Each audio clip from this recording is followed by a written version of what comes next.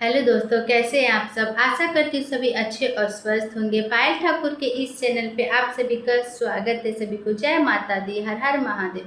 रोज की तरह मैं आप लोग के सामने आज बहुत ही सुंदर सी चर्चा गीत लेकर आई हूँ। आशा करती हूँ आप सभी को ये गीत पसंद आएगा। रोज मैं आप लोग के लिए एक नया गीत लेकर आती हूँ।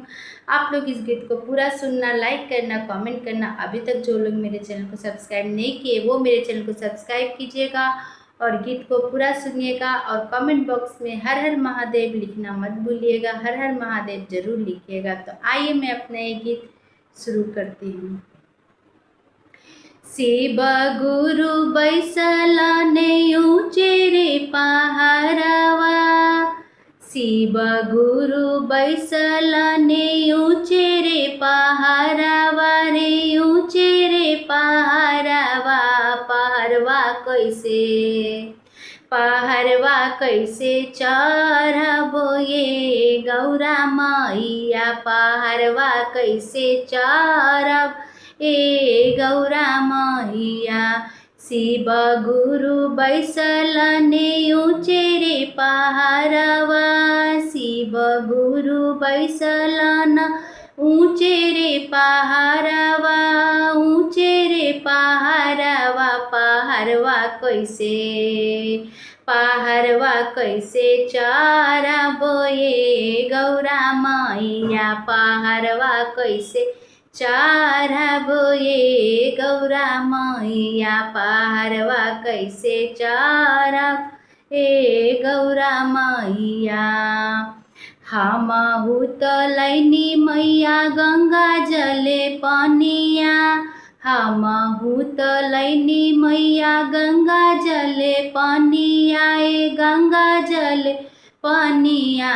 चरनिया कैसे, चरनिया कैसे धोवबो ये गौरा मैया, चरनिया कैसे धोवब ए गौरा मैया। पहाड़वा कैसे चढ़बो ये गौरा मैया, पहाड़वा कैसे चढ़बो ये गौरा मैया। शिव गुरु बैसलाने ऊंचे रे पहाड़वा, शिव गुरु बैसलान ऊंचे रे पहाड़वा, ऊंचे रे पहाड़वा। पहाड़वा कैसे, पहाड़वा कैसे चढ़बो ये गौरा मैया, पहाड़वा कैसे चढ़बो ये गौरा मैया, पहाड़वा कैसे चढ़ब ए गौरा मैया। हमहु त लैनी मैया मिसरी बादामवा, हमहु त लैनी मैया मिसरी बादामवा हे मिसरी बादामवा के कैसे हम, कि कैसे हम भोगवा लगाइबे मैया, कि कैसे हम भोगवा लगाइबे मैया। पहाड़वा कैसे चढ़ब ए गौरा मैया, पहाड़वा कैसे चढ़बो ये गौरा मैया, पहाड़वा कैसे चढ़ब ए गौरा मैया।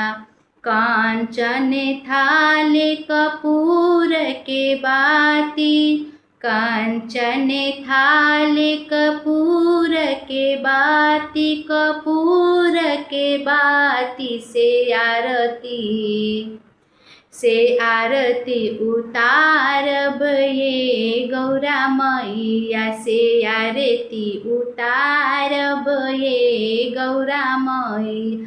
पहाड़वा कैसे चढ़ब ये गौरा मैया, पहाड़वा कैसे चढ़बो ये गौरा मैया।